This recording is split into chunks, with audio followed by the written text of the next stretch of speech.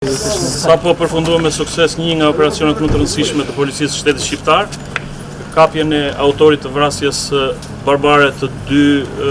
turistëve çek para 2 ditësh.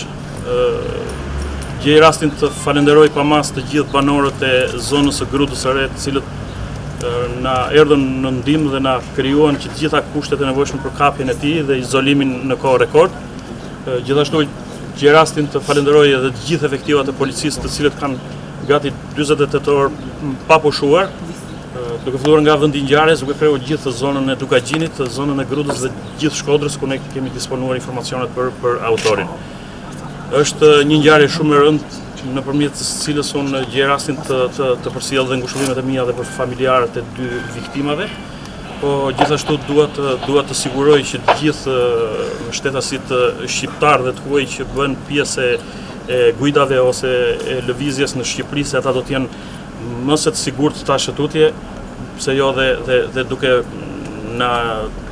bërë më të përgjegjshëm për të kontrolluar dhe për t'u vënë në dispozicion çdo shërbim. Gjithashtu jemi duke analizuar në mënyrë të detajuar edhe arsyet pse ky kriminal i lindur gjendet jashtë pas një përsëritje të një krimi kaq makabër, pasi ka qenë dhe më parë i dënuar për vrasje për tentativë edhe me pasojë